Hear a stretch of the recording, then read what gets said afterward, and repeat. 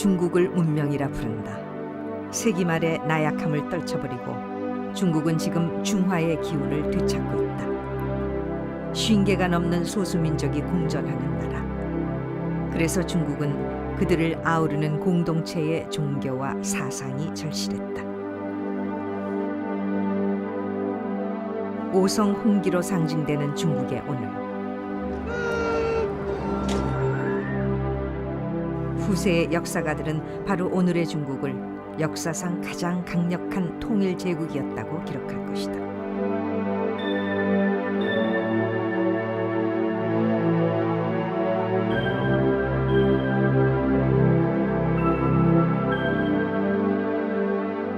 제국의 그늘 아래 중국에서 불교를 찾기는 쉽지 않다. 그러나 중국의 공자와 인도의 부처는 2500년 전 동시대 사람이었다. 중국 문명은 인도 문명이 탄생시킨 불교를 받아들여 세계 종교로 만들었고 그 과정에서 중국 문명 스스로 세계 문명이 되었다.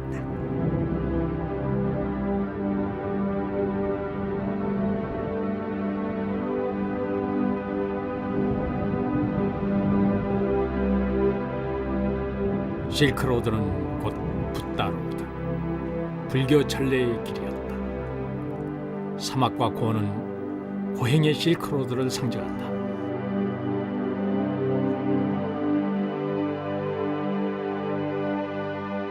겐지지의 중류 지역에서 탄생한 불교는 북서지방으로 간다라, 히말라야, 파미를 넘어 실크로드의 본류와 합류했다.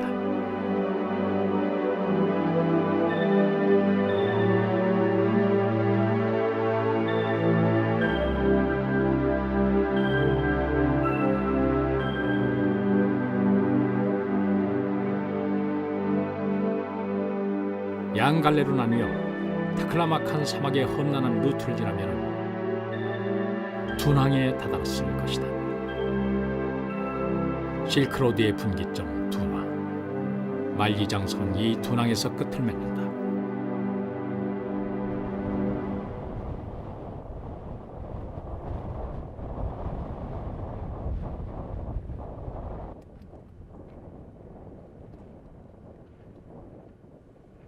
옛 중국인들은 이 둔항을 기점으로 그 서쪽을 서역이라 불렀다. 사막 위에 우뚝 선 옥문관은 서역을 향한 관문이었고 5세기 오호 16국 시대의 서량은 이곳을 수도로 삼아 국제적 무역도시로 번성했다. 둔항은 예로부터 인도를 포함한 서역과 중국이 섞이는 곳, 문명의 공유지였다. 동서교류의 전진기지로서 불교도 번성하여 천불동이라 불리는 석굴사원이 전해진다. 4세기부터 13세기까지 무려 1000년 동안 조성된 600여 개의 석굴은 동서문화 교류사, 불교 미술사의 보고가 됐다. 1907년 이 천불동 막고불에서 장경동으로 불리는 동굴 제17굴이 공개됐다.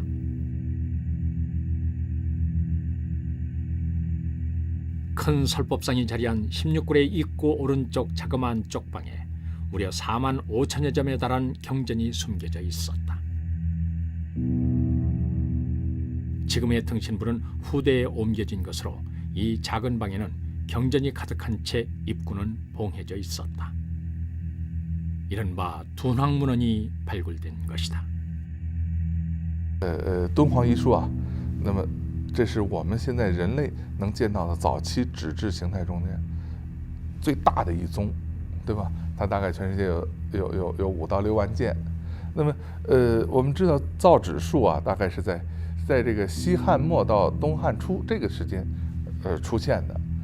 那么在早期的东西，纸质出现的早期的东西，我们现在基本上很少能够见到。敦煌的给我们提供了大量的可研究的实物资料。 발굴은 수차례에 걸쳐 이어졌다. 이 장경동에서 발견된 경전 중에 하나 사익범천 소문경. 문답의 형식으로 생과 사, 그리고 열반의 뜻을 풀이하는 내용을 담고 있다.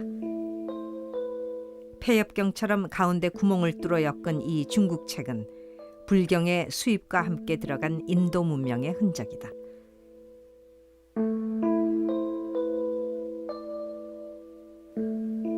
인도 문명의 폐엽경. 가로로 된 긴 용지에 인도의 범어는 가로쓰기를 한다. 범어는 여러 문자로 전하지만 그 모두가 가로쓰기의 소리글자다.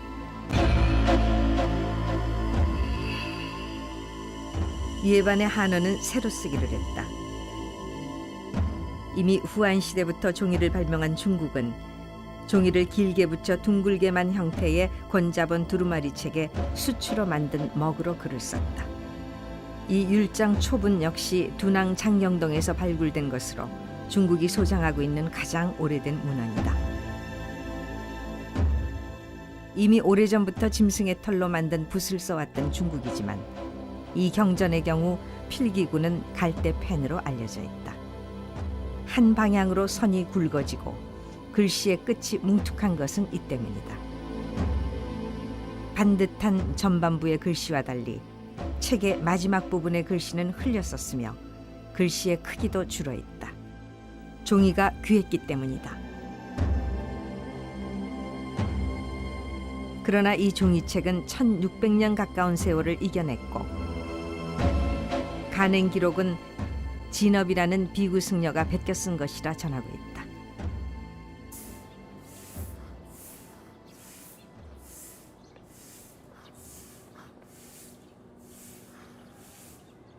그 길이만도 1km가 넘는 중국 최대의 석굴 유적 윈강 석굴. 지금 윈강이 있는 대동현은 386년 선비족이 세워 남북조 시대를 이끌었던 북위의 첫 수도였다.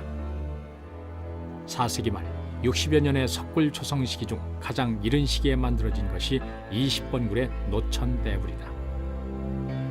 황제들은 불교를 통치 이념으로 삼고 현세의 통치를 신성화하기 위해 자신의 얼굴을 불상의 이미지에 넣고자 했다.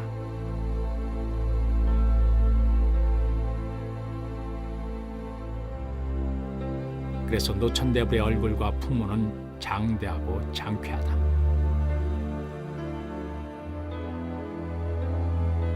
(16번굴에서) (20번굴까지) 그 옆에 대불들도 5 황제를 본따 만든 것으로 절대군주의 위엄을 풍기고 있다. 인도에서 탄생한 불교가 중앙아시아를 거쳐 중국에 다다른 동안 부처의 얼굴도 그를 모시는 인종에 따라 달라졌다. 윈강의 석굴은 인도, 간다라, 바미안 등으로부터 전래된 양식과 중국의 전통 양식을 혼용하고 있다. 혼재된 문명과 문화의 흔적을 보여주고 있는 것이다. 초기의 대불에 비해 화려한 색채에 아기자기한 조각들이 가득한 석굴. 인도의 이국적 분위기 속에 중국인의 이불병 좌상이 가늘게 미소짓고 있다. 윈강 석굴이 만들어진 4세기 후반부터 6세기에 이르는 남북조 시대는 중국 역사상 불교가 가장 흥했던 시기였다. 또한 두 거대 문명의 본격적인 교류가 완성되는 시기이기도 했다. 바로 이때 대장경 또는 일체경이란 용어가 처음 쓰이기 시작했다.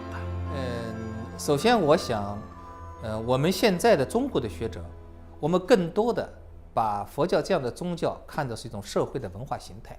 我们把宗教的传播，我们看作一种文化的传播。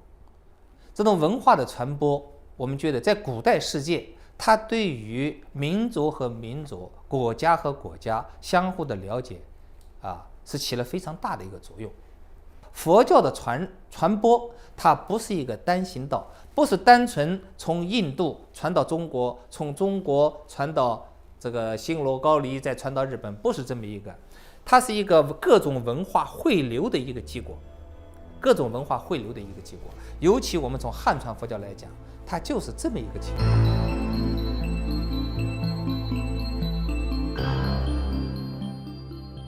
중국 두낭의 유물이 가장 많이 소장돼 있는 나라는 영국이다.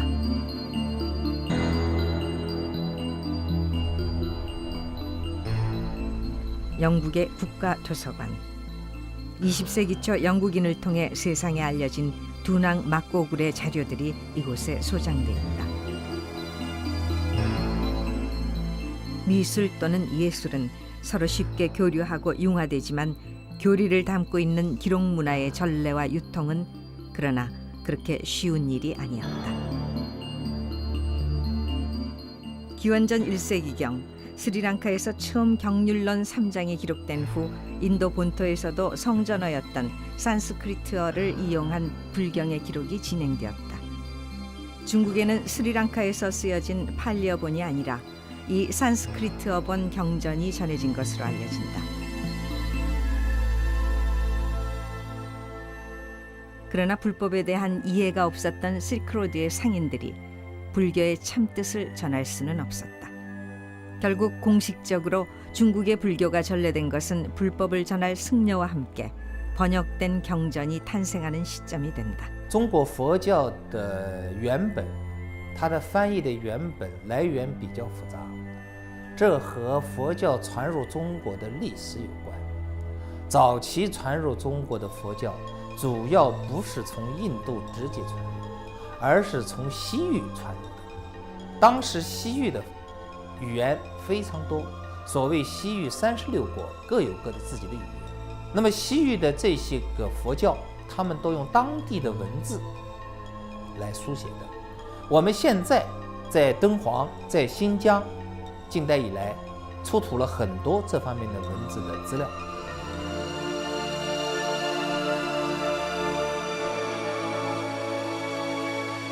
기원후 67년 후한시대 최초로 한역된 경전이 탄생한다. 42장경이었다. 42장경은 불교 초심자를 위한 짧은 경문 42가지를 엮어 만든 것이다. 번역은 가선마등과 축법난이 맡았다. 후한 서역 사문이란 후한시대 서역 출신의 성녀라는 뜻이다. 역대 고승의 전기를 정리한 책이다. 고승전의 참머리는 바로 이 42장경의 번역자 선마등과 축법난 그리고 초기 역경가들의 기록으로 시작된다.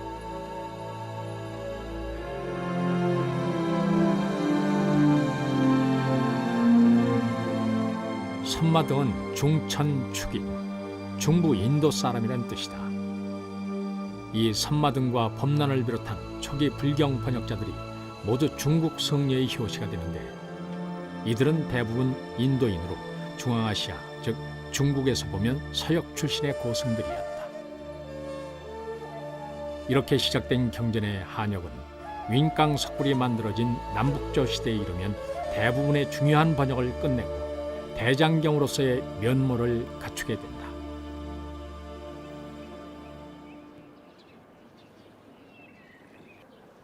중국 시안에서 약 35km 떨어진 곳에 초당사라는 소박한 이름을 가진 사찰이 있다. 이곳이 바로 중국에 본격적으로 불법을 전한 위대한 역경가 구마라집 법사가 주석했던 곳이다. 구마라집 역시 쿠차라는 서역지방 출신으로 원래 인도인이었다. 403년 후진의 황제 요흥은 후량을 정벌하자마자 그곳에 있던 구마라집부터 장안으로 불러들였다. 지금도 종소리가 마루름 소리처럼 들린다는 둔항의 백마탑. 황제 요흥의 요청으로 장안으로 가던 구마라집이 도중에 죽은 자신의 백마를 기려 만든 탑이다.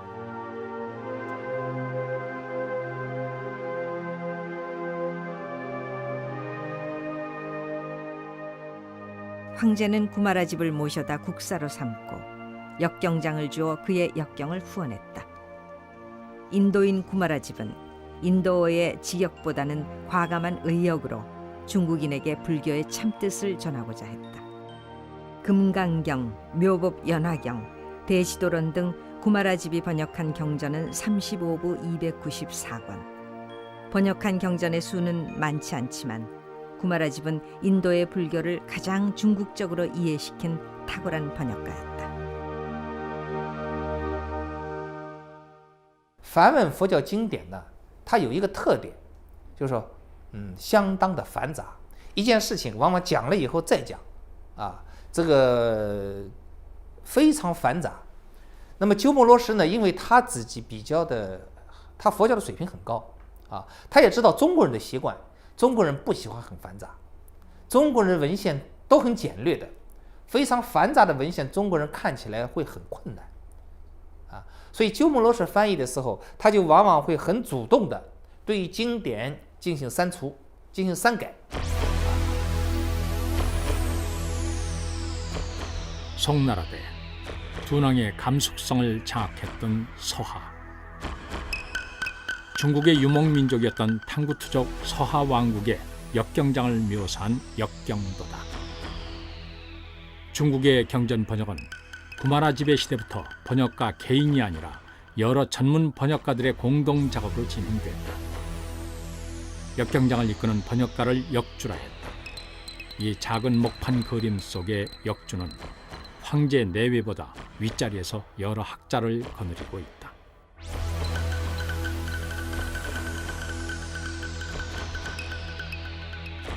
가운데 역주가 앉고 그 좌우에 인도인의 얼굴을 한 성녀가 앉았다. 이들은 법문, 즉 인도어를 담당하는 자들로 역주를 도와 인도 원전을 읽거나 그 뜻을 고하는 역할을 맡았다.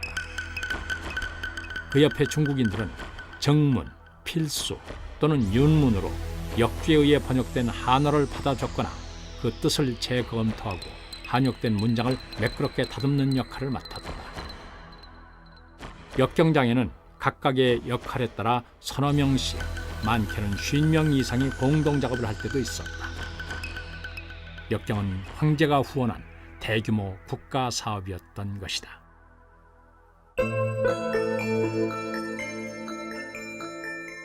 법보록은 각 왕조 시대별로 번역된 경전과 그 내용을 적은 기록이다.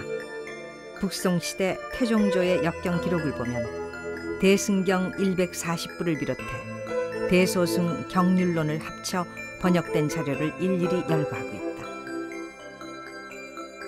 기록은 매우 구체적이다. 태평흥국 7년, 즉 982년에는 모두 3부, 3권을 번역했다. 이 장의 말미에는 또 한 가지 중요한 기록이 남아있는데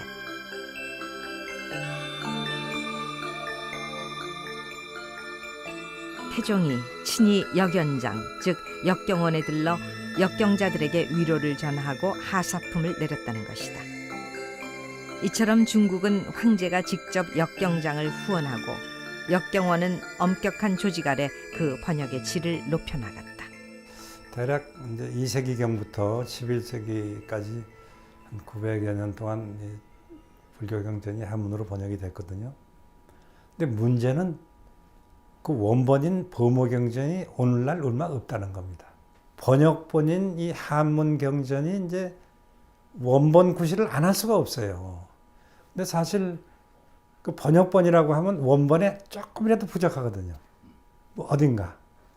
근데 이제 오늘날 세계 불교학자들은 번역본이 갖는 미스를 인정을 안 하고 원본과 마찬가지로 그렇게 생각을 하는 거는 번역이 잘 됐기 때문에 그래요. 703년 당나라 때 번역된 금광명 최승왕경. 이 금광명 최승왕경은 옛부터 인왕경, 법화경과 함께 호국 삼부경으로 불리며 널리 읽혔던 경이다. 이미 단무참이 번역한 금광명경이 있었으나 의정법사에 의해 다시 번역됐다. 이에 단무참의 것을 구역, 의정의 이 경전을 신역이라 한다. 금광명 최승왕경의 마지막 간행 기록에는 역경일자와 의정이란 역주의 이름이 뚜렷이 남아있다. 그리고 역주를 도와 경의 번역을 맡았던 이들의 이름과 역할이 차례로 열거되어 있다. 여기서도 마찬가지였다. 법문의 뜻을 검토하고 읽는 것은 바라문, 즉 인도 승려였다. 정범의 독법문으로 그 역할이 주어진다. 그 옆에 늘어선 여러 명의 승려는 정의, 정문, 필수의 역할을 맡았다.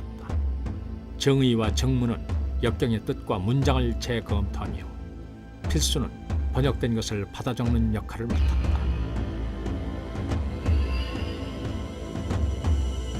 모든 역경 참여자의 기록이 남은 이 문화재는 706년 이 경전이 번역되고 겨우 3년 뒤에 쓰여진 매우 귀한 작품이다.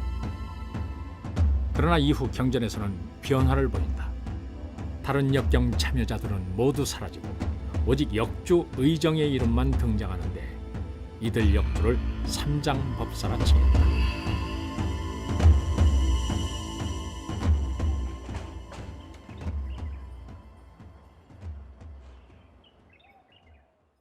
최초의 삼장법사 구마라집을 모신 초당사, 사찰 한켠에 마련된 구마라집의 사리탑. 8가지 옥석으로 장식되어 여전히 빛을 발하고 있다. 장황하게 늘어지는 법문을 절반 이상 잘라내고 한문의 간결미를 살려 그 뜻만을 살려낸 구마라집. 수백 건에 이르는 경전이 구마라집에 이르면 단 몇 건으로 줄어드는 경우도 있었다. 그럼에도 그는 자신의 번역에 잘못이 없다고 자신했고 만약 잘못이 없다면 자신의 혀는 타지 않고 남을 것이라고 유언했다. 바로 그 타지 않은 혀가 이 사리탑으로 남았다. 번역이란 새로운 언어에 의한 또 다른 창작. 입에서 입으로 전해 들은 것을 암송으로 이어가는 데는 새로운 내용이 첨가되기 어려웠지만 문자로 쓰고 다른 언어로 번역하는 데는 그 원전에 대한 새로운 해석과 첨삭이 이어지기 마련이었다. 구마라집은 동아시아 3론종의 조사다. 그로 인해 불법이 제대로 전해지기 시작한 이후 중국의 불교는 대승불교의 심오한 뜻을 폈고 번역의 과정은 점점 더 엄격해지고 있었다. 중국 사람들은 이게 그들이 쓰는 문자가 표의 문자라는 뜻글자를 쓰는 민족이기 때문에 어떤 글을 대했을 때 글 속에 담겨져 있는 뜻을 파헤치려는 민족적인 기질이 있어요. 그래서 화엄경에 담겨져 있는 사상, 화엄학입니다. 화엄사상. 화엄학이라고 하는 것이 중국에서 어떤 성립이 되는 거예요. 화엄경은 인도에서 발생해가지고 중국으로 전해진 거지만 화엄경에 담겨져 있는 불교 사상을 학문적으로 조직 정리한 건 중국이다.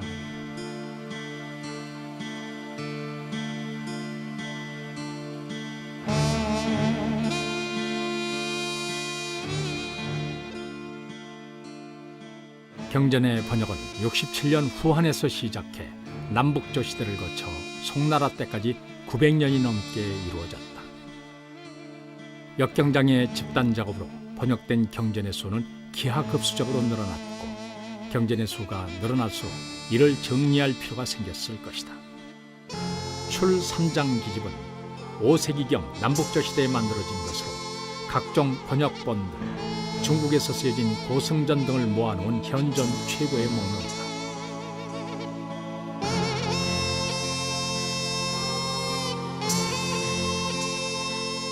이보다 조금 뒤 수나라에서 쓰여진 역대 삼복기는 후한 시대부터 이전까지의 경전을 번역된 순서에 따라 만든 대장경 입장 목록이다. 이러한 목록을 통해 인도로부터 이어온 경전 3장뿐 아니라 대장경에는 인도 밖에서 쓰여진 중요한 역사서, 불법에 대한 이해를 돕는 성현들의 말씀까지 포함될 수 있었다. 열전과 역사, 사상과 종교, 문화와 예술까지 포함하는 진정한 불전 총서가 탄생했던 것이다. 가령 이 금강경이라고 하는 거 한 권짜리 경인데요. 금강경을 연구해 놓은 책이 옛날부터 내려오는 한문으로 된 책이 800종류가 된다고 그럽니다. 그렇게 많아요. 그러니까 인도에서 중국에 와서 번역된 경률론 3장 이건 아무것도 아니야. 분량이 더 많아져. 또 그 가운데는 꼭 후세 불교인이 읽어야 될 훌륭한 책들이 있으니까 그런 책을 골라서 성전이라고 안 할 수 없잖아요. 그러니까 인도에서 건너온 3장이라는 불교 성전이 있고 중국, 우리나라, 일본, 인도 이외의 나라에서 또 연구돼서 나온 훌륭한 책 중에 성전이라고 할 만한 것이 있고 이거는 3장에는 안 집어넣는 거죠. 그런데 이제 이러한 것을 합해 가지고 출판을 했을 때 이걸 우리가 대장경이라고.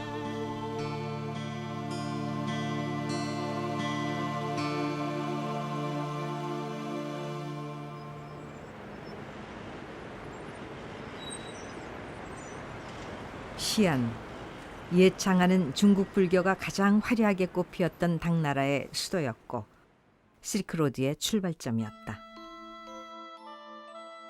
당나라의 고승이자 서유기의 주인공 현장법사와 그가 세운 대안탑은 여전히 천년고도 시안의 상징이다.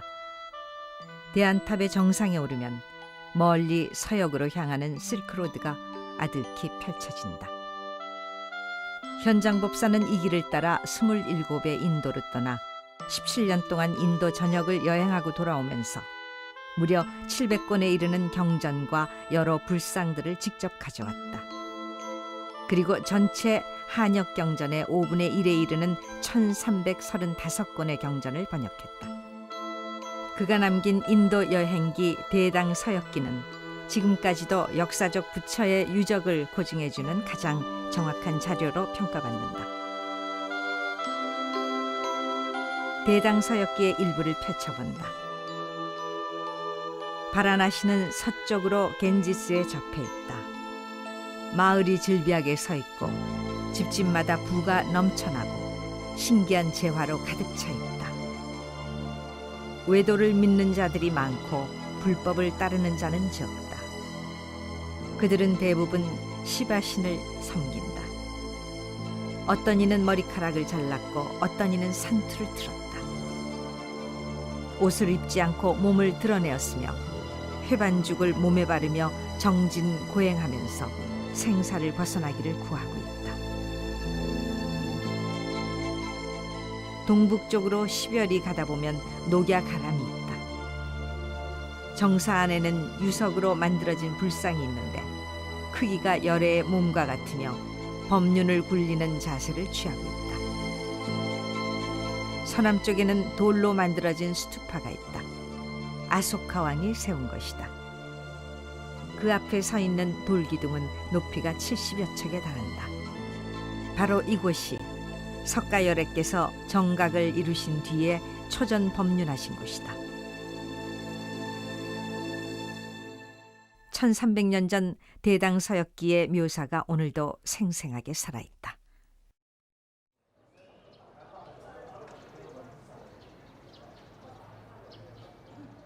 당고종이 어머니를 기리며 지은 대자은사는 당나라 때부터 장안성 최대의 사원이었다.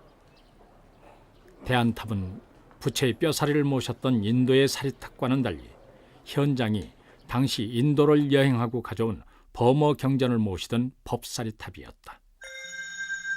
652년 현장법사는 인도의 목탑을 본떠 손수 벽돌을 날라 이 대안탑을 지었다고 전해진다.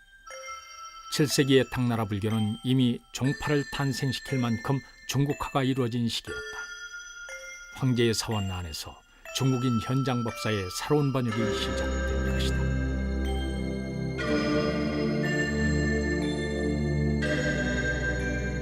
구마라집의 시대까지 서역 출신의 역경가들은 중국인들에게 불법을 이해시키는 것을 목표로 번역에 임했다. 때문에 번역은 중국인들이 알아듣기 쉬운 방식으로 의역이 중심이었다. 이에 반해 중국인으로 버머를 알았던 현장법사는 가능한 한 인도어를 정확히 그대로 번역하는 직역을 택했다. 이제 불법에 대한 이해의 차원을 넘어선 것이다. 어떻게 하면 원래의 인도 경전에 가깝게 복원할 것인가가 현장의 목표였다. 이 탁월한 중국인 역경가의 탄생으로부터 구역과 신역의 분기점이 만들어진다. 대장경사는 현장법사 이전은 구역, 현장법사 이후를 신역이라 말한다. 대안탑이 세워진 이후 사람들은 7층에 이르는 대안탑 꼭대기에 올라 서쪽 실크로드를 향해 현장법사의 노고를 기려왔다. 대장경은 이 현장법사를 통해 지금의 규모와 품격을 이룰 수 있었던 것이다.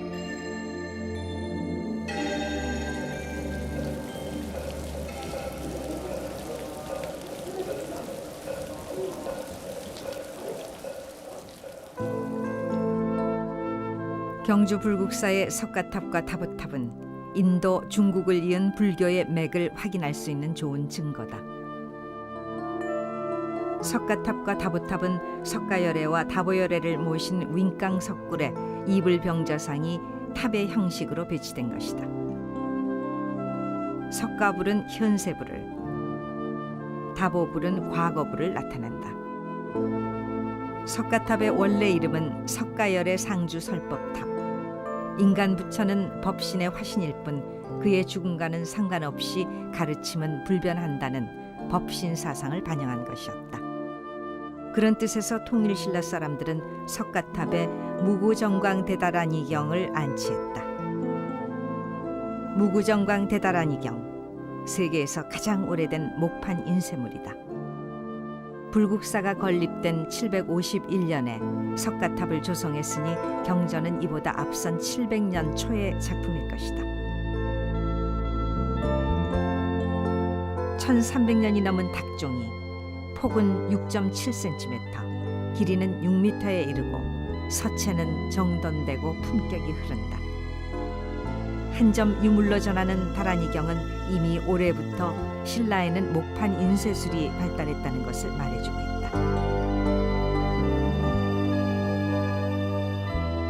100년 이상 뒤이긴 하지만 대형 도서관에 보관 중인 두낭본 금강경은 간행 기록이 뚜렷한 최고의 목판 인쇄물이다.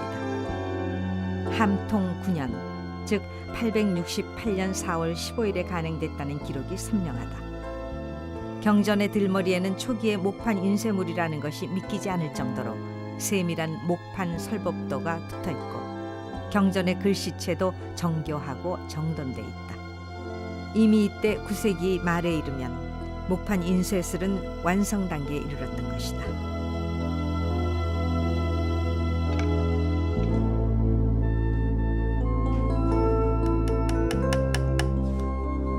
목판 인쇄는 목재판의 글씨를 양각으로 거꾸로 새긴 다음 그 위에 종이를 대고 찍어내는 것으로 한국, 중국 등 동아시아만이 가지고 있던 당시 최첨단 인쇄 문화였다.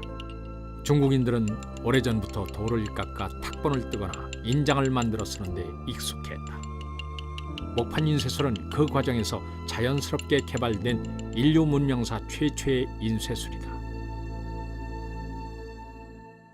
以中国6、7世纪的社会为例，这个时候的社会文化发展、技术发展都达到了一定的条件。当然，经济发展还有呢信徒需要都有关系。信徒们可能需要大量的传播佛教的经典，那么印刷术提供了这样的条件。 그럴 즈음 개원석교록이라는 목록이 만들어진다. 중국 불전 목록 사상 최고의 걸작으로 평가받는 개원석교록의 제19권은 대장경에 들어갈 경전 목록을 열거해 놓고 있다. 목록은 그때까지의 대소성 경률론과 성현집을 모두 1076부 5048권으로 정리해 놓고 있다. 이렇게 정리한 경전을 만드는 데 필요한 종이의 수, 천자문에 따라 어떻게 정리할 것인지 그 순서까지 정해놓았다.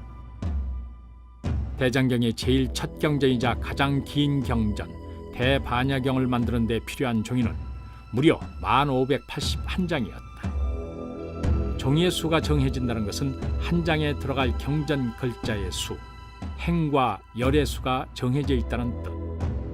인쇄에 필요한 표준화가 완성된 것이다.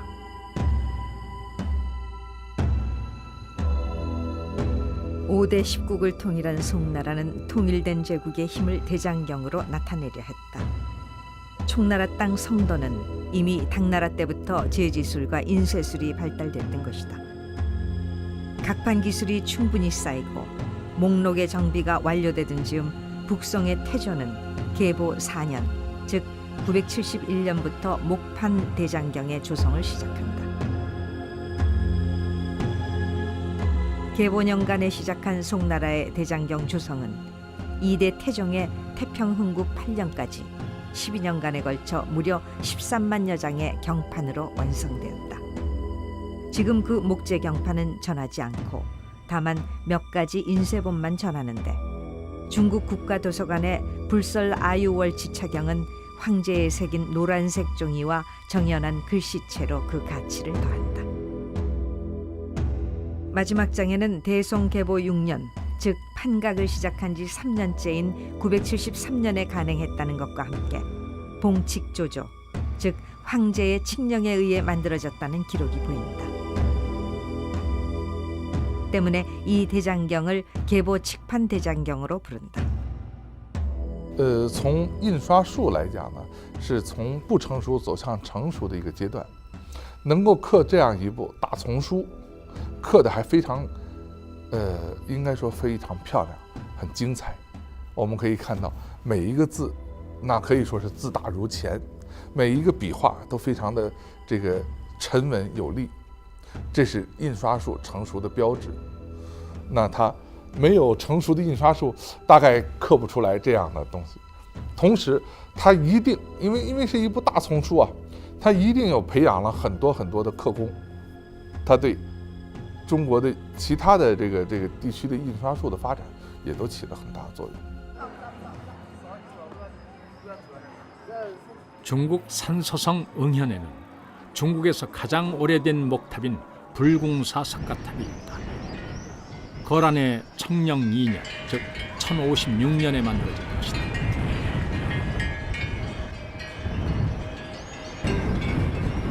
예고 없이 황사폭풍이 몰아친다.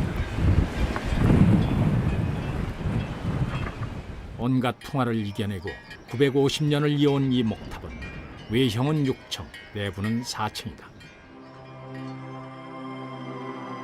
4층 꼭대기에 모셔진 석가탑의 주불은 양편에 협시보살과 두 제자 안안과 가서 그리고 호법신을 거느리고 있다. 1974년 대장경사의 한 획을 긋는 중요한 경전들이 이 주불 석가불의 몸통 속에서 나왔다. 기록으로만 전해져 베일에 가려있던 신비의 대장경, 거란의 목판 대장경, 바로 거란장이 발굴된 것이다. 불상 조성자들은 불상의 가운데 축을 비워 그곳에 경전을 모시고 복장 유물로 삼았던 것이다. 971년 북송이 중원을 대표하는 개보장의 조성에 들어가자 이에 맞서 거란의 요나라 6대왕 성종은 북방 계열을 대표하는 거란장을 만들었던 것이다. 대승의 공덕과 보살행의 내용을 담은 칭찬 대승 공덕경.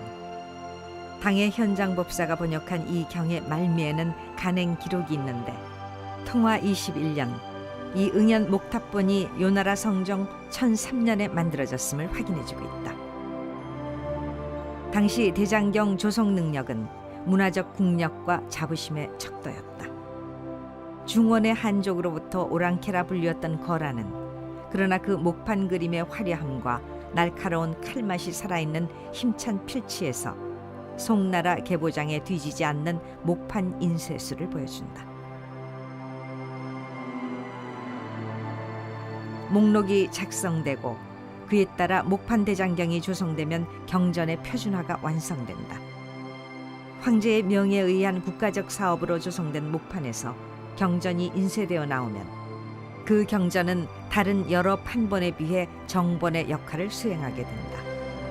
송나라 개보장이 가로 23행, 한행 14자를 기본으로 했던 데 비해 요나라 거란장은 가로 27행과 한행에 17자의 글자를 새겼다. 개보장이 중원 계열의 표준이 되었다면 거란장은 북방 계열 대장경의 표준으로 자리 잡았다. 마침내 중국 대장경의 역사가 이들 송나라와 요나라의 목판 대장경으로 그 찬란한 꽃을 피운 것이다.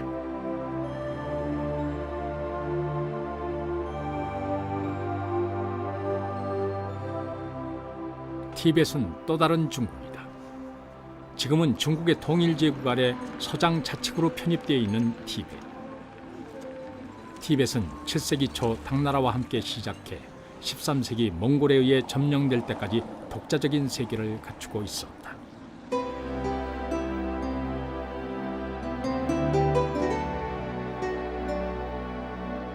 현재 달라이라마와 티벳의 망명정부는 인도 히말라야의 다람살라에 있다.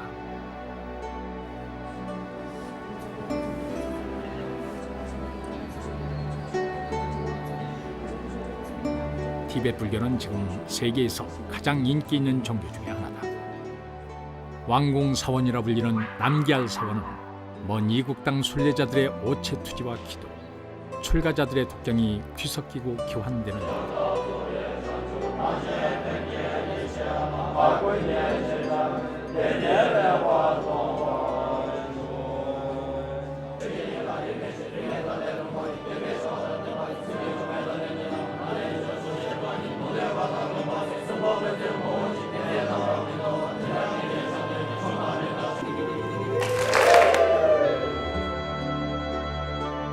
법당 안에는 히말라야를 넘어 망명길에 오른 정부가 가져온 대장경이 불상과 함께 대웅전 양옆에 모셔져 있다.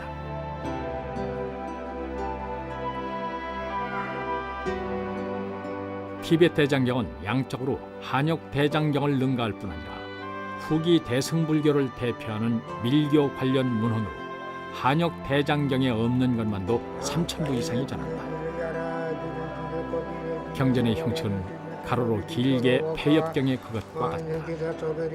티벳은 인도 글자체를 본따 티벳 알파벳을 만들고 그에 따라 문법도 새로 만들었다. 때문에 산스크리트어를 번역하기 위해 그 언어에 맞는 새로운 단어를 찾거나 만들 필요가 없었다. 한역에 비해 원문에 더 충실할 수 있었던 것이다.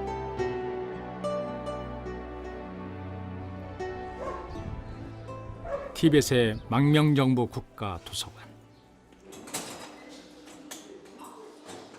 사방 가득히 목판본 대장경을 모아놓았다. 망명정부가 티벳을 떠나올 때 옮겨온 것이다.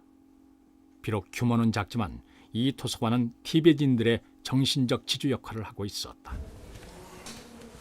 이곳에서 특별한 경전을 찾을 수 있었다.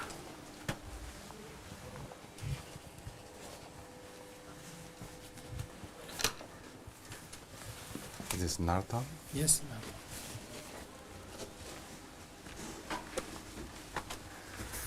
나르탕 목판본은 티벳 대장경 중 가장 오래된 것으로 티벳 대장경 정본으로 인정받고 있는 판본이다. 도데 공제기 제바 갸나기 켐보 완제기 제베 우슈소스 공제기 제바 제 title Gyana ki Khenpo Chinese Khenpo Abbot Wanzik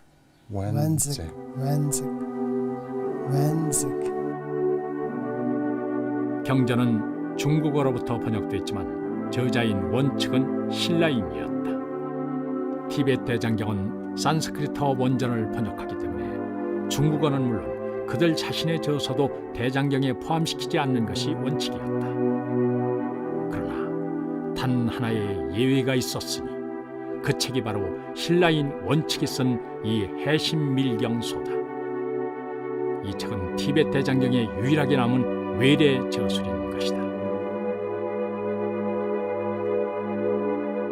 중국의 흥교사, 바로 원칙의 흔적이 있는 곳이다. 흥교사는 현장법사의 사리탑과 그 양쪽에 현장의 두 제자들을 모셨는데 왼쪽이 규기, 그 오른쪽이 바로 신라승 원칙의 탑이다. 원칙은 신라의 왕손으로 627년 당나라에 건너가 유학했다. 멀리 신라에서 온 유학승이었지만 범어와 중국어에 모두 능해 당대 최고의 삼장법사인 현장을 도와 경전 번역에 참여했고 현장법사 입적 후에도 독자적인 번역과 저술에 힘쓴 것으로 알려져 있다. 원칙과 규기는 유식학, 즉 법상종의 법통을 중심으로 서로 경쟁했고 그런 중에 원칙의 사상이 티벳으로 전해져 지금까지 티벳 불교의 정신세계에 남게 된 것이다. 중국으로 유학한 신라의 승려들은 이미 국제적 교학 수준을 이끌었던 세계적 고승들이었다. 이제 대장경의 역사는 이들과 함께 마지막 결연지 고려로 향하고 있었다.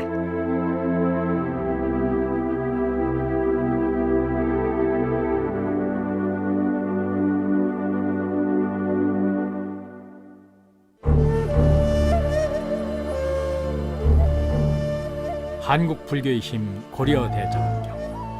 대장경은 중국에서 처음 조성되고 수입된 것이지만 고려에서 그 찬란한 꽃을 피웁니다. 초조 대장경에서 백악국사 의천의 교장, 그리고 해인사 8만 대장경으로 이어지는 고려 대장경의 혁신의 역사. 그 빛나는 역사의 현장이 펼쳐진다. HD 다큐멘터리 5부작 문명을 새기다 대장경 제3부 혁신의 역사 고려 대장경.